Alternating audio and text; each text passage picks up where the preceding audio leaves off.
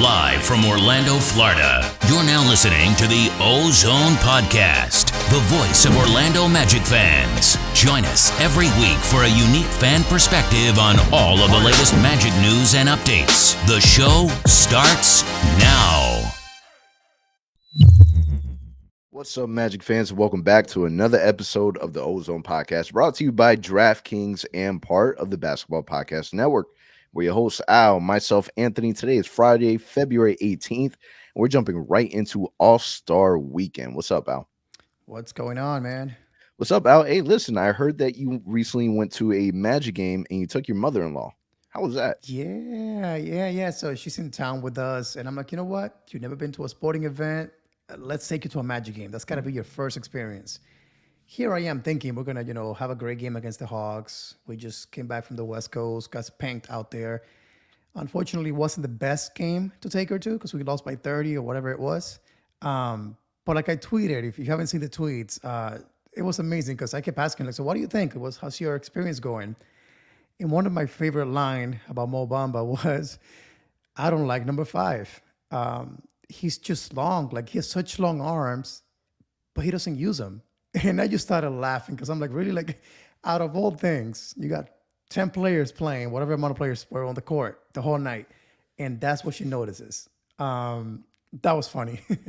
It sounds like she needs to be on the Orlando Magic scouting team like ASAP. Because that's A1 scouting. So this game was just you and your mother-in-law? No, so I brought my wife with me as well. So I just got an go. extra ticket. We had some really good seats by the Hawks bench. So I hooked her up with some nice seats for that game. But it was amazing because that and then the Jalen Suggs comment. She's like, oh, I like that kid. He plays really hard. He goes at it every single play. And I'm like, again, never seen a basketball game I think in her life. And that's what she gathers. And that really is A1 scouting. Way to get spanked in front of your mother-in-law. That's what she says. Like, hey, she's like, oh, you can't win them all. I'm like, oh, it's okay. It's okay. We're used to it by now. Nice. All right, man. Listen, in today's episode, we're going to talk a little bit about maybe Gary Harris staying with the Orlando Magic. We're going to talk some draft preferences as well. And then hearing a lot of, there's going to be a lot of space for the Orlando Magic when we talk about the cap. So we're going to talk a little bit about that. But before we do, I feel like the Orlando Magic, the name, the Orlando Magic has been in the air a lot lately in the national media. And, when you put Orlando Magic and national media together, it's never for good reasons, ironically. The very first one, I'm going to play a clip. This is directly from Shaq that had the fan base really talking. I'm going to go ahead and play it now. I needed somebody in that caliber to have a chance at winning. Like, I'm 29, 30. I ain't going to be able to do it by myself. That's why, because I didn't even know about D-Wade either. Like, I just seen him kill Baron Davis. So when they was talking about trading me, I was like, I want to go to Miami. I think he was in Orlando at the time. Orlando was still in. Like, I thought about going back home. A combination. No, I did. I thought about going back home. Think about that. But they were still tripping. So I said, All right. So pretty much, Tracy McGrady was on the show with Shaquille O'Neal and Dwayne Wade. And there was a segment where Shaquille O'Neal was giving Tracy McGrady his flowers. Was talking about how great of a player he was. Talked about how, he used to love watching him play, and he was a player on his list that he wouldn't foul hard. He wouldn't do anything. He would just let him go. Right. And during that moment, he talked about how before getting traded to Miami, after he was done with the Lakers, he thought about coming back home. To Orlando and playing with Tracy McGrady. But the Orlando Magic were, quote unquote, tripping. And a lot of people from the fan base, man, there was some mixed emotions when this came out. A lot of people were saying, data-wise, that doesn't make sense because Tracy McGrady was traded way before Shaquille O'Neal was traded, and then that was also the same year that we drafted Dwight Howard. But what are your thoughts on that? Do you really think that the Orlando Magic had a shot of bringing back Shaquille O'Neal? And if we did, would that have worked out? I mean, with Dwight Howard, we made it to the finals. We still had a shot at it. I think what's interesting about this whole conversation is that, okay, so he went to Miami, and right away he won a ring with a Dwayne Wade that was a young kid still kind of figuring things out. Do you think that if he comes to Orlando instead, the same happens? Let's assume they would have won a ring. I feel like in that NBA era, it was all about the 1-2 punch. Yep. It was you were trying to you're trying to replicate the Shaq and Kobe. Hmm. And if you're gonna replicate Shaq and Kobe, then you replicate it with Shaq and T-Mac. The same way Yep. Miami replicated it with Shaq and D Wade.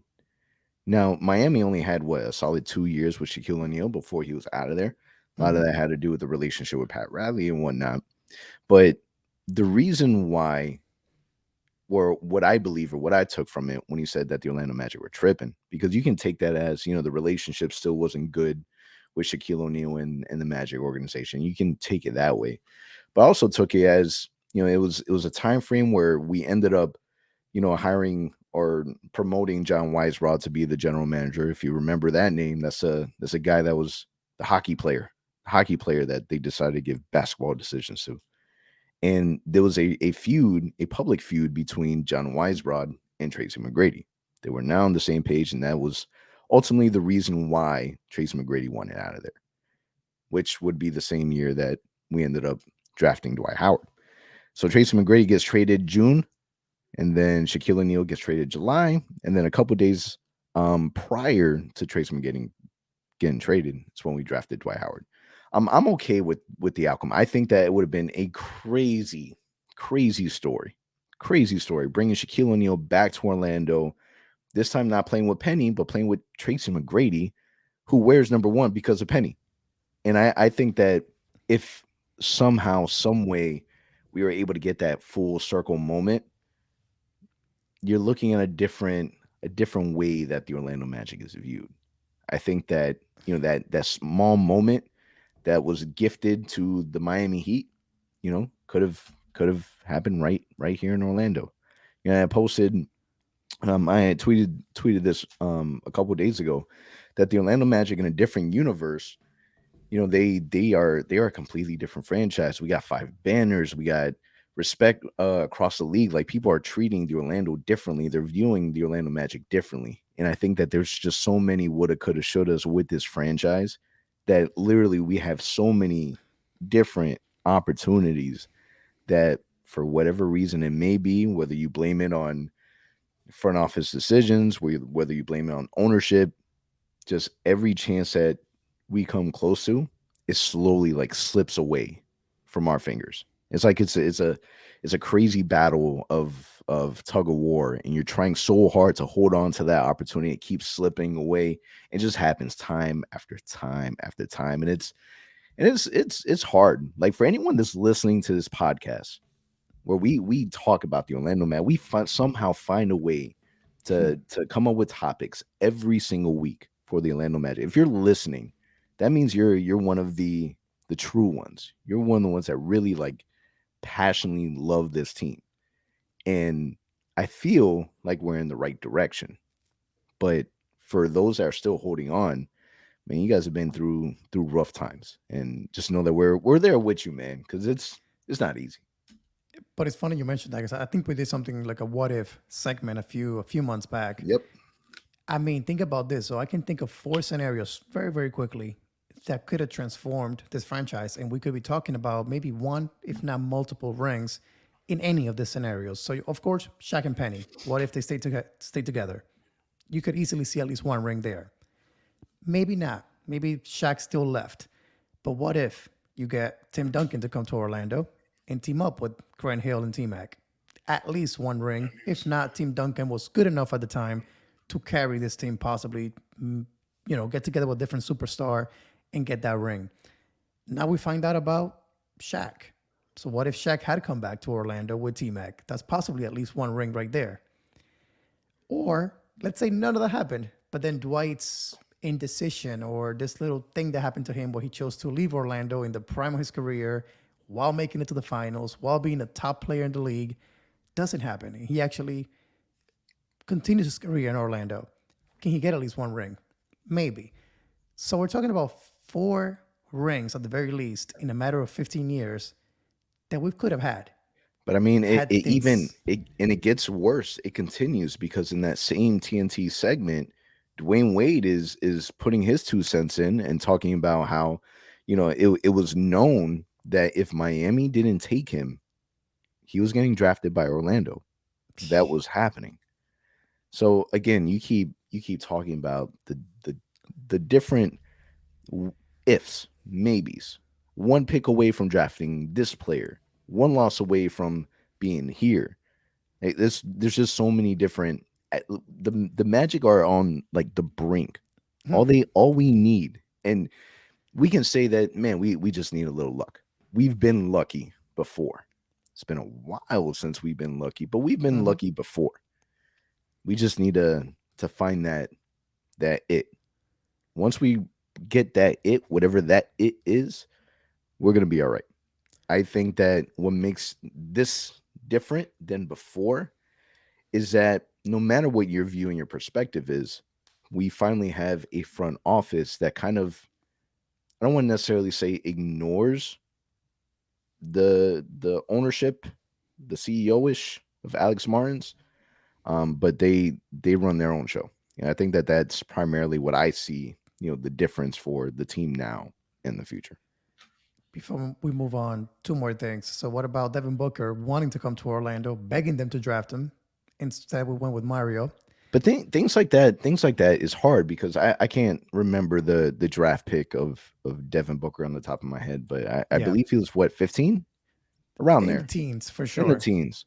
I think that was too far in between. No one was looking at Devin Booker at that time. Some people will battle and say, well, some mock drafts did, but no one was looking at Devin Booker that early. And And then that's, what are you gonna do? one more, the Mo Bamba draft. We win that last game of the season. We meant to lose it so badly, and our G Leaguers won the game for us.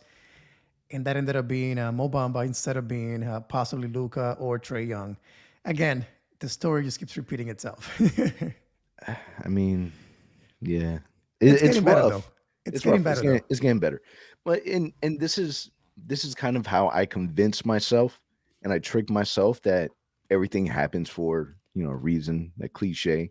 Yes. That if those things didn't happen the way that it happened from dating back X amount of years, then you wouldn't have what you have now. And I know people might be listening to that and it's like, oh, well, what do we have now? We're losing, we're last, whatever the case may be.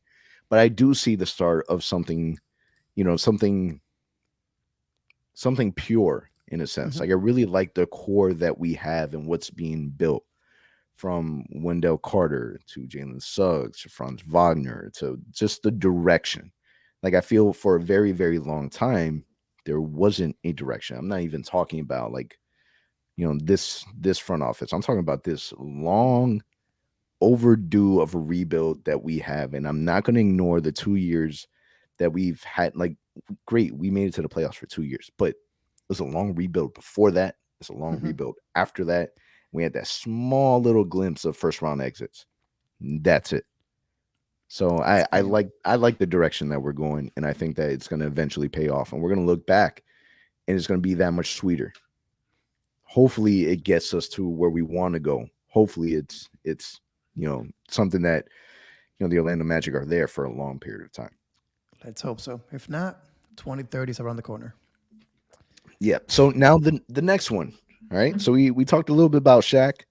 Now we're gonna get into JJ Redick. So JJ Redick was hosting a live show for his podcast, and in this podcast, he had some small little jabs that he kind of put towards the Orlando Magic. Let's listen. For the fandom, to what you were talking about earlier in terms of holding teams accountable, holding players accountable, I'll take getting booed because I suck that night over just general apathy all day long. I love it. And every day. And I've played for some fan bases where apathy would be the best word to describe them. I'm not talking about the Orlando Magic, yes I The Yeah. Orlando Magic being the butt of of a joke. So JJ Redick ended up responding to a fan that kind of caught that last bit. And he kind of poked fun at it, saying, he loves the Orlando Magic. He was just reading the room, whatever the case may be. But is there not truth to it? Do you think it's well deserved? I think so. I mean, we've talked about it plenty in this podcast. How we feel about the fan base, how we feel about the support that we get. Um, and it will be different when things. But then again, what makes me wonder here? JJ Redick played with two teams that were really, really good. The finals team in '09, and then the Vince Carter team in 2010, where the Magic were like unstoppable. Those 2 seasons, and the arena was sold out every night. So it's interesting to hear that from his perspective. He was here through a rebuild stage with Dwight early on, barely playing, and then playing for those super teams that we put together. And for him to have that perspective of the team, it's kind of interesting because it's not like he was here only through a rebuild stage like we have been for the last 12 years. He saw the greatness in Orlando, and even then, he has to say that about the team. It makes you wonder. Again, I know our team is young. We've only been around since '89. But still, man, I think the fact that Orlando is such a high transit area, people from all over the freaking world are moving to Orlando, you can't really build a natural fan base like in a city like Boston, where it's an old city. People were born and raised in that city, so it's in their blood to be a Celtics fan or a Red Sox fan. In Orlando, it's a mix. Naturally, yeah, I was born in New York, so I'm a Knicks fan, but I live here now, so I'm a Magic fan. When they come to town, who do you cheer for? You care about both teams. So it's one of those things where I feel like that fandom is not here. So I think his comments are warranted. There's some merit to it. And again, we've talked about it plenty in this show, and on Twitter, we've seen plenty of it. What are your thoughts on it? I mean, he talks about apathy, so lack of interest, enthusiasm, or concern. You can look at it a couple of ways. Is it that there's a lack of caring from the fan base on if we win or lose? Because the way they kind of started it was, he would prefer playing for, a team that boos him for sucking. Mm-hmm. That's not really the fan base Orlando like how many times you've been to every single game this season. How many times has Mo Bamba been booed for playing bad? We're not a Philadelphia fan base where they're quick to do it. The Knicks did it the other night. Mm-hmm. We are the worst team in the NBA, and at one time are we booed? So I blame a lot of that on the way that the Orlando Magic are marketed, because everything is cookie cutter, everything is sunshine and rainbow, magic dragon flying in the air. Like it's the way that we're marketed, right? Which isn't a bad thing. That's not a bad thing. I wish that there was just a little more, way more accountability, not just from the team itself, but collectively from all angles. I wish that even I wish that the Magic were in the national media enough to where people are upset that we're playing bad. Stephen A. Smith was going bananas on the New York Knicks. Yep. That's accountability. They're being called out, and they're a bad basketball team. They deserve every single part of that. Right now, we're a bad basketball team, but there's a lot of shiny glimpse to it. So, I mean, I guess from that perspective, I agree with him. At the same time, like the core fan base, man, there's a lot of love, like a lot of love for that Magic team. And what hurts the most is that love ends up getting drowned out by all these other teams that they have those bandwagon fans that follow a specific player and kind of overshadow the love that's in the arena. Like, why is there so many Grizzly fans in Orlando? Why is there so many Cavalier fans in Orlando? They just became good this season. Yep. Where did you guys come from? But it's that all it takes is that one player, that little bit of hype, that recognition, and then it kind of changes everything. And I think that we need to find that so that there isn't, a call out from a former player calling the fan base, having lack of interest. Yeah. So I think what I took from it too is there's a lack of passion, that lack of like you said, like that lack of accountability, not only from the fan base, but hey, from the players. Like, hey, we are, again, like we've said before in the show, we're paying to go to these games. We're paying NBA League Pass. We're paying for jerseys whenever the new city edition comes out. What do we have to show for it? The team has sucked again for 12 years. We need to see more on the court. And like you said, those bigger cities, they let the ownership know. They let the front office know. They go in games and they boo them. In Orlando, I can't remember the last time that I heard the crowd booing the team. I really do not recall. And again, I've been going to games like consistently since 2016, and I really do not remember. And we've had some really bad teams during the process. So hopefully that will change. And again, we do need better from the fans because, again, this is a great town, a great team when things are going well. But we need also accountability, hold them accountable when things are not going well. It's that simple.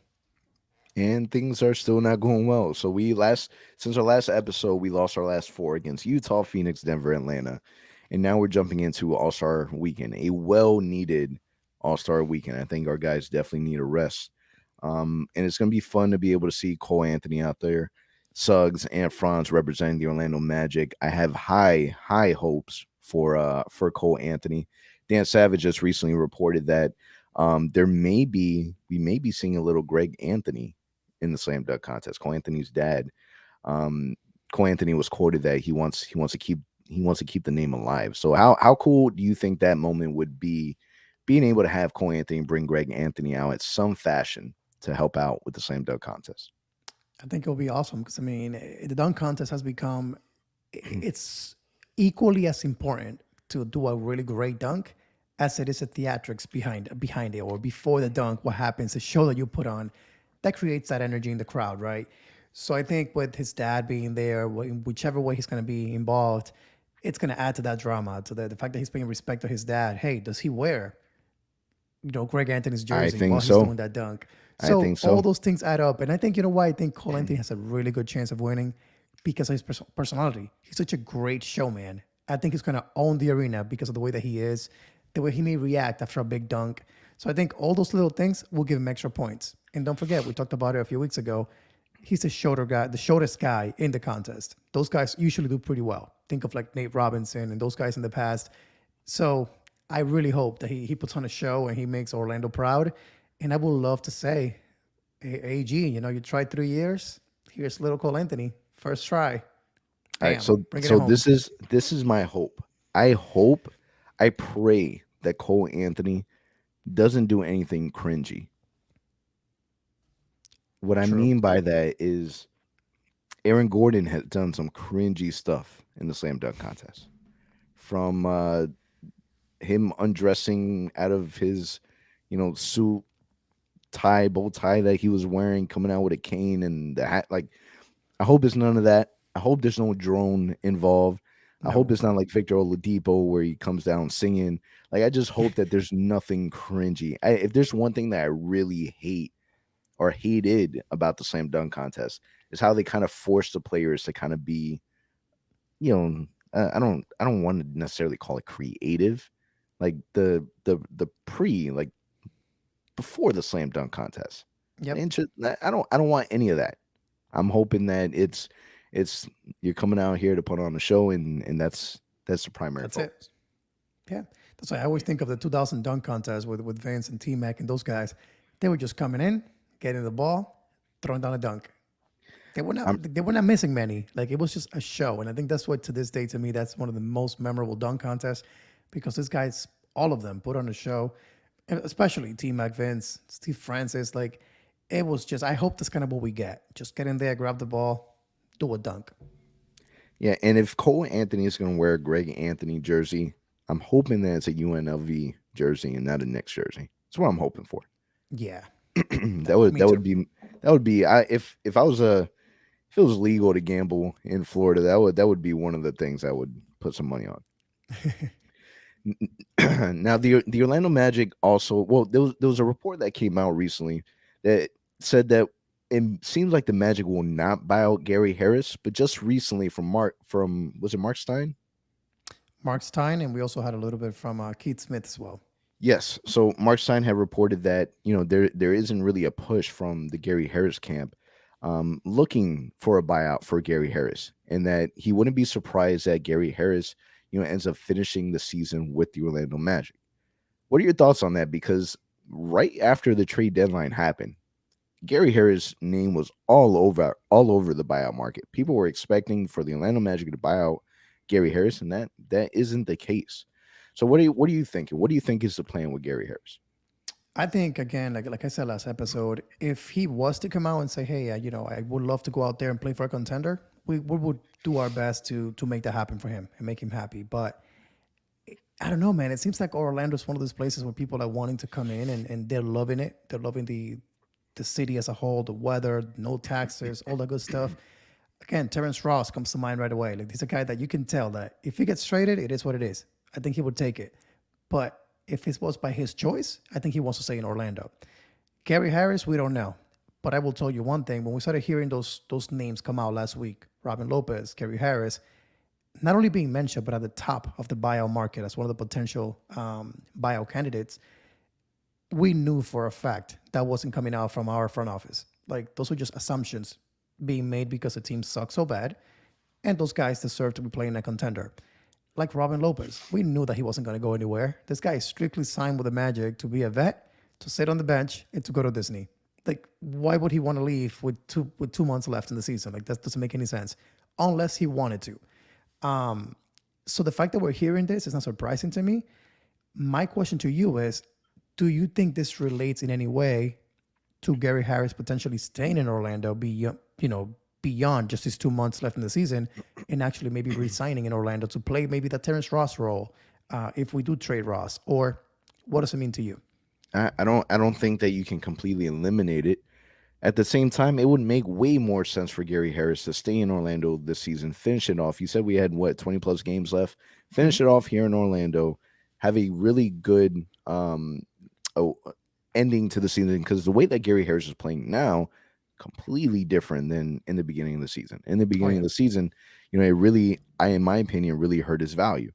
But he's playing really good basketball right now, and he's able to showcase that, which is perfect because it's perfect for him because he's becoming an unrestricted free agent this offseason. So it wouldn't make sense for him to move to another team to restart everything over, to get to know new teammates, get to know new play. But to me, that makes his life way more difficult, especially if he has family, he's already settled in. Finish off the season in Orlando. And then when it comes to the offseason, when he becomes a free agent, then go out and do your shopping. And I think that there will be suitors out there, but I wouldn't be mad at all if the Orlando Magic decided to give him a front-loaded contract with declining year by year and giving him a real opportunity here in Orlando. I don't see why not. We need vets. And he's someone that is already accustomed to our guys. So he's the same age, or he will be the same age that Terrence Ross was back in 2019 when we signed him to a 4-year deal. He was making 14, 13, 12, 11. That's his declining contract. Would you be okay with the Magic saying to Gary Harris, hey, we're going to have you play the Terrence Ross role, be the vet off the bench, 6-man maybe, hit threes, play defense. That's your role. Lead these guys, and giving him that contract that Terrence Ross got. Would you be happy with that? Yeah, I mean, 27, he'll end up the end of that contract, 31? I don't know that would be the way that they would position it. I would think that they would give him a nice solid veteran contract, nowhere near the contract that he got in Denver. But at least a solid offer. And if he starts, he starts. If he doesn't, he doesn't, but he'll be a contributor. And I think that would be the biggest thing that he could take away, because especially in this state at 27, it is going to be, he'll have one more contract after this contract, right? But this is his opportunity to really try to get the most amount of money, because he didn't, in my opinion, live up to the contract that he got in Denver. But he can still make really, really good money. So I think that he's going to go out, and it makes sense for him to get the biggest contract that he can get, but not just the biggest contract, a contract that has years on it. I think that, in my opinion, if I'm in his shoes, that's what I'm looking for. I'm looking for money and longevity. I think what helps us there is the fact that the Magic, and we'll talk about it here, I think the next topic is the fact that the Magic are one of the few teams that will have money to spend, and not only money to spend, but the second most, only behind Detroit. We will have about $28 million to spend in free agency. So if Gary Harris sees himself in Orlando and says, hey, I do want to come back and play for you guys, we're going to have the money to pay him. What I think is what the Magic should do is not use cap money. It's instead trade Terrence Ross for whatever, trade exemption, first round pick, whatever it may be. Don't get salary back if possible, and replace Terrence Ross money with Gary Harris. Because again, in my opinion, they play the same position kind of. If I can have one of the two when healthy, Gary Harris is a better fit in this team. He plays defense. He can shoot the three-point shot. And we don't need a chucker, a guy that's going to chuck 18 shots when he's hot. We need somebody that can give the ball to the young guys. I think Gary Harris is known to be a better locker room leader. Maybe by voice, like he's a leader when speaking to others, where I think Terrence Ross is more of a leader because he's a vet. He's been in the league for a while, and that's about it. So I think from that standpoint, on the court and off the court, I think Gary Harris fits here long term more. But again, all of this if he's okay with staying in Orlando. Yeah, so the Magic are projected to have the second most cap room spaces upcoming offseason at 28.1 million, right behind Detroit at 31.4. So the Magic do have money to spend. It would be interesting. Like I just think from Terrence Ross's perspective, if he didn't stay with the Magic and he went to another team, do you see him at his stage of his career signing a long-term contract with another team for 4 years, 3-4 years? I find that, I don't know, I find that really not likely in a sense. And I would hate for a player like Terrence Ross to end up being a journeyman. And I think that if there's one thing that he can say about the Orlando Magic is that the Orlando Magic really gave him a home. Mm-hmm. And you see certain players like Michael Carter Williams that's been jumping from team to team to team. You see a player like Ish Smith, who is like leading the NBA with the amount of teams that he's played for. You have so many guys that are really, Jeff Green, another person that comes to mind. So many guys that jump from team to team, and it's really hard to build and grab roots. That I don't know if it got to a point where they had a serious conversation with Terrence Ross, and Terrence Ross said, "I want to stay here. I want to be a veteran." I'm okay with not moving Terrence Ross. We need veterans. There's other veterans I have in mind, absolutely, but at the same time, I still believe that he brings a lot of value. And I think that if Gary Harris is on board with helping the development of this team, a player like Gary Harris is something that we would need 2 years from now. Mm-hmm. So if you can lock him down now and already build that chemistry that he's already doing, I think in the long run would be super beneficial. I'm on the Gary Harris train and him staying in Orlando. So say the opposite happens. Say we trade Ross for a pick, and say we trade or we don't sign Gary Harris back. My second part of this question was going to be to you: do you foresee the Magic trying to use all that cap space, so $28 million, to sign maybe a big name? I know there's not that many in this free agency. I think 2023 is when you have a lot more bigger names coming into free agency.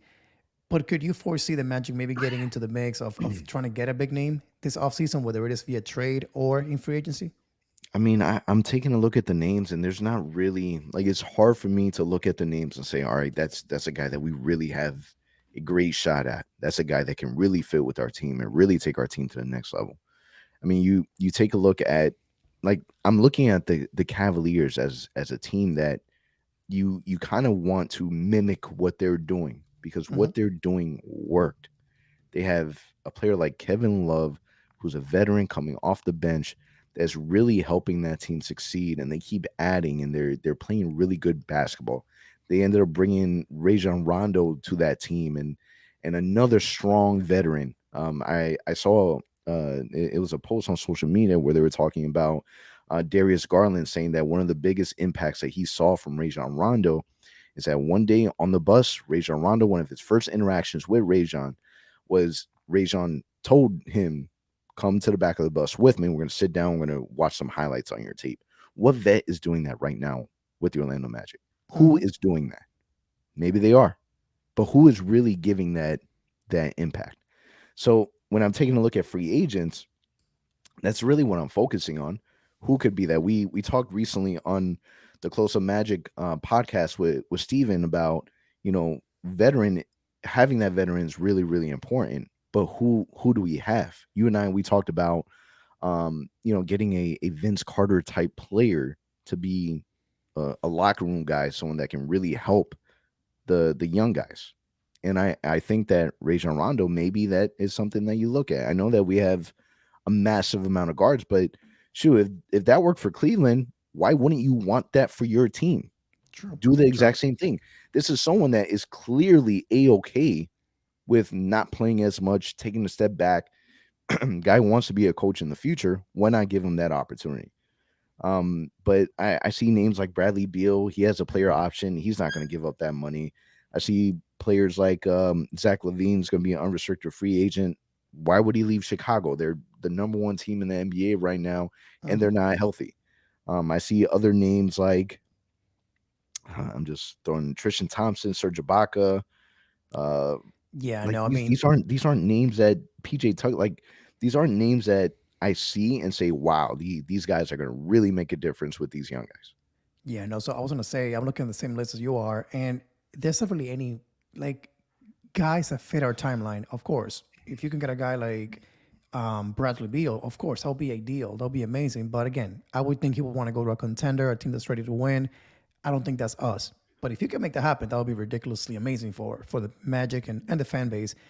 Only names that kind of fit the timeline. I just came across Miles Bridges from Charlotte, guy that's balling out, playing really well.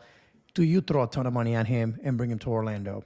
Yeah, but Honestly, that's another forward. exactly, There's a strong likelihood that you're going to end up drafting another forward. So you're going to give this guy so much money on exactly. top of bringing a brand new draft pick to the team that plays that position, and Jonathan Isaac coming back.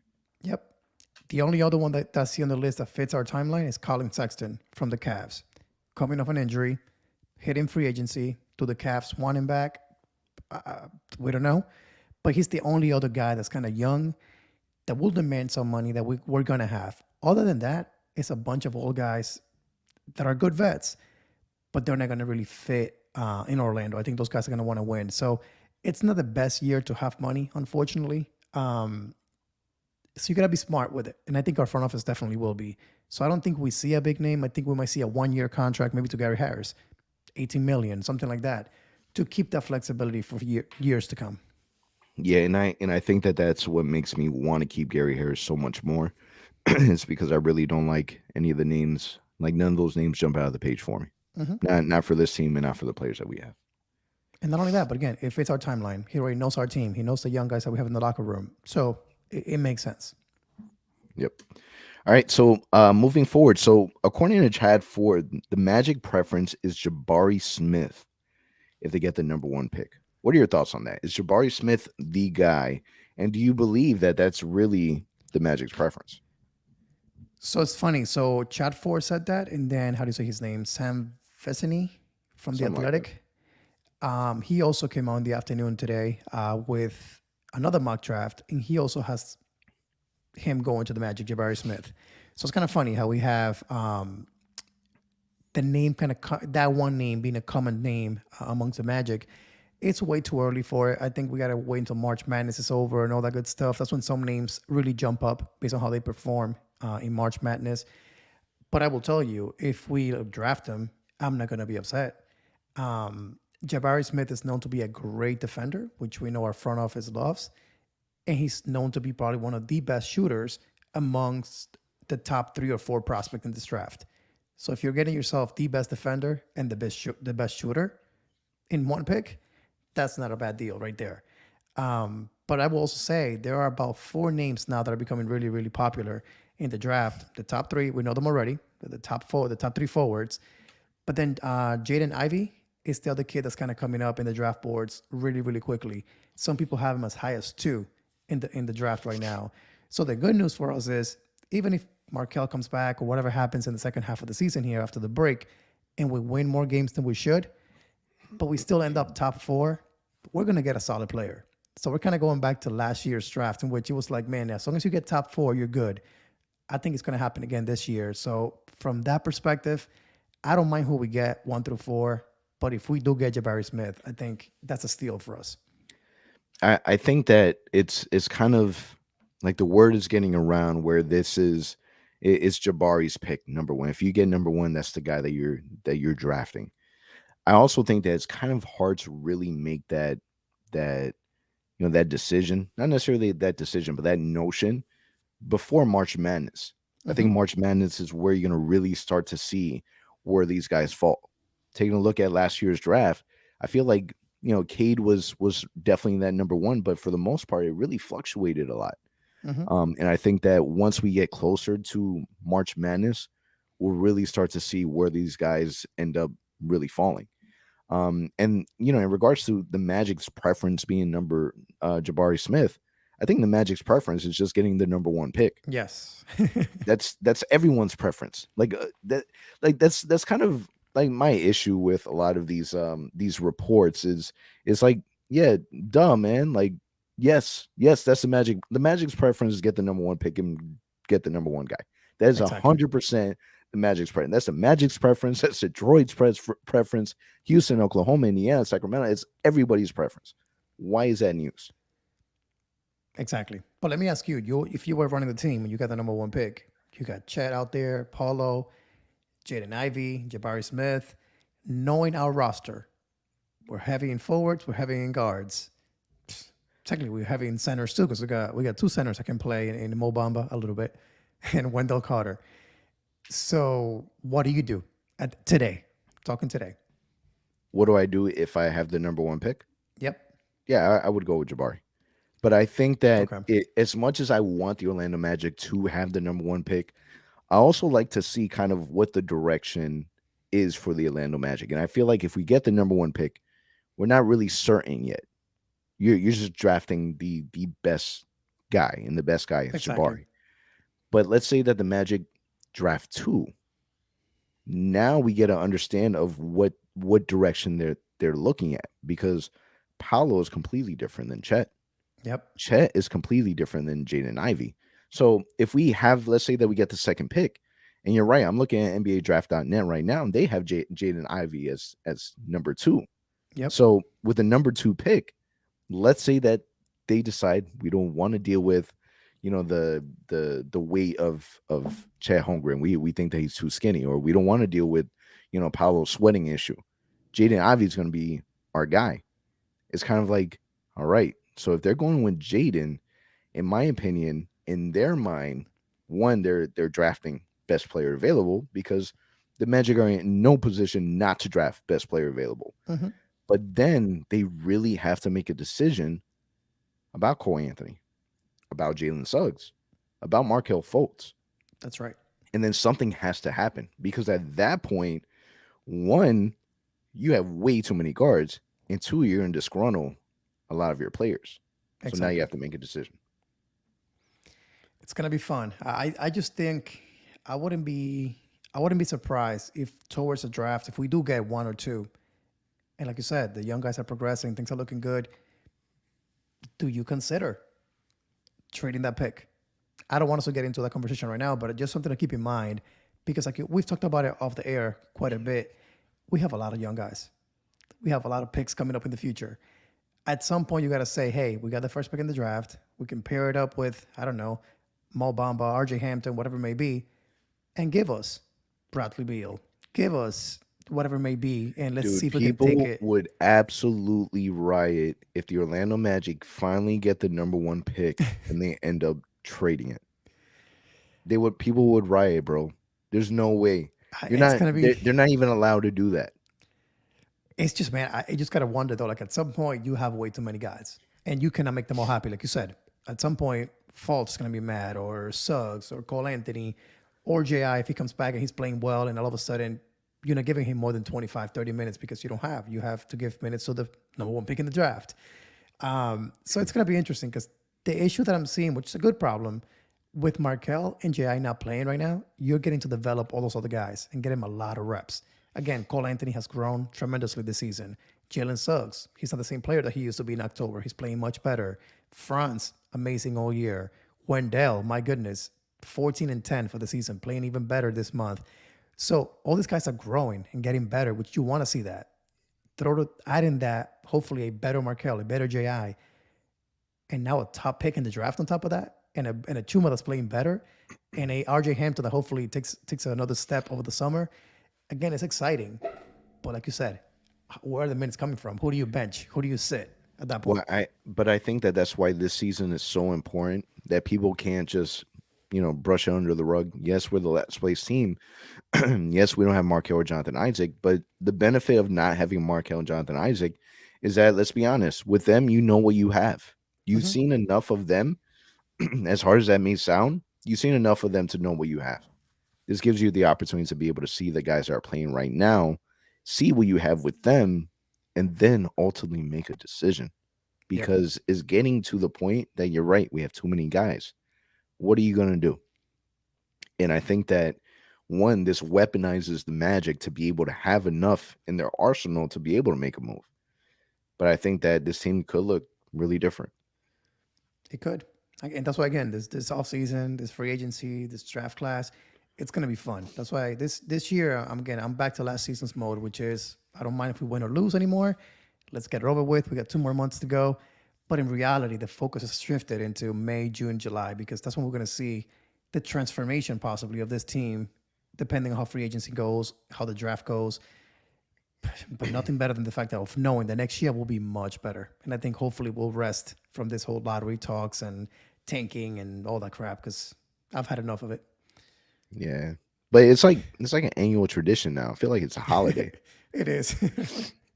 I mean, so kind of still with that mindset of being able to watch the guys that we have and see by the end of the season what you have, should the Orlando Magic start Chuma Okeke the last 22 games over Mo Bamba?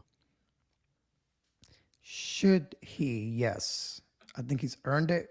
He's shooting, I think I saw somewhere close to like 50% since January 1st from 3 point. I'm sorry, 38% since January 1st, close to 50% in the last like 7, 8 games. He's rebounding well. We know his defense has always been solid. He's back to like last season's Chuma. He's moving better on the court. He's creating for others. He's pushing the pace. So from a lineup perspective that we're using out there, so talking about Cole, Suggs, Franz, Chuma, and Wendell, he fits better. It's more of a modern team. I like the fact that we've given Mo Bamba a shot. We give him plenty of opportunities.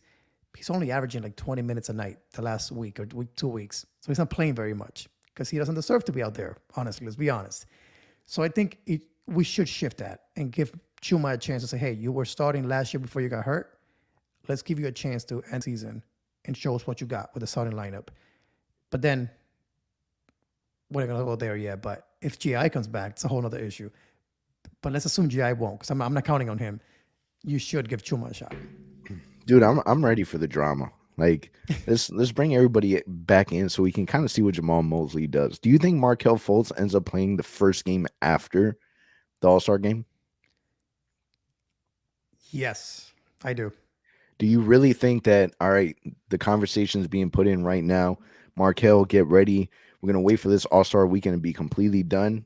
Get your shoes on. We're going to get you on. Do you really think that that's the move?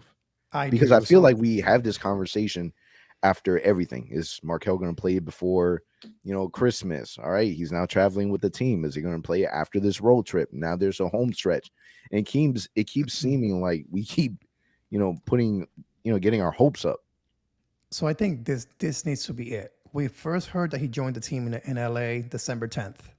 About a month later, January 10th, around there, we heard from John, on a radio interview.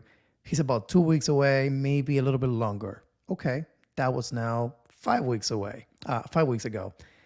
So between him joining the team in LA to now, it's been 9 weeks. By the time that next game happens, next Friday, will be 10 weeks exactly. It's time. I think that he's been ready. We know that. We've seen the clips. We've heard that Jalen Suggs talked about it recently on an episode of the Magic podcast with Dante and the guys. He said it, he looks amazing. He looks great. I can't wait for him to join us. And I was playing one-on-one with him, and he looks great.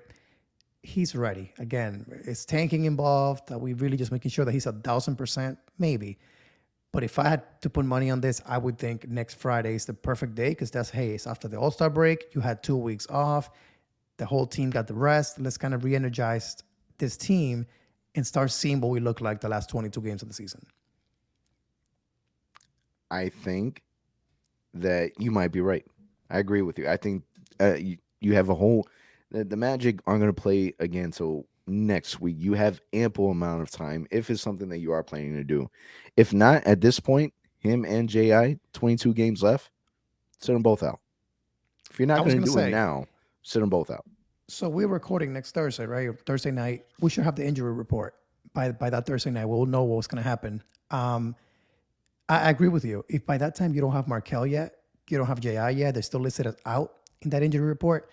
Honestly, man, for as much as a fan that I am and I want to see these guys play, don't even bother at this point. Because again, why are you bringing them back to play 15 games or 10 games and risk an injury so late in the season? At that point, if they're playing in practice, you're seeing enough of them, keep it that way. I mean, it sucks to say that. I can't believe I'm saying it because I can't wait to see these guys back on the court. But I would much rather prefer them being 1,000% healthy next season than to maybe tweak a knee, tweak an ankle here the last 10 games, whatever it may be, and now they're out a month again and having to worry about that over the summer. So I really hope it's Friday. I think it's long overdue. J.I. is a whole nother topic, but Markelle, I think he's ready. Let's see what happens this weekend. It's going to be really fun. Cole Anthony slam dunk contest. Plus, we got Cole, Suggs, and Franz representing the Orlando Magic in the Rising Stars Challenge. That's going to be really fun. So a lot of things to look forward to. And then really seeing if Markelle might make his return. If not then, when? That's a wrap for us this week. Appreciate you guys for listening. We'll catch y'all next week. Thank you for listening to the OZone Podcast, the voice of Magic fans. For all the latest Orlando Magic news and updates, follow us on Twitter at the Ozone Pod and on Instagram at Orlando Magic HQ. Remember to subscribe and leave a 5-star review on all your favorite podcast listening platforms.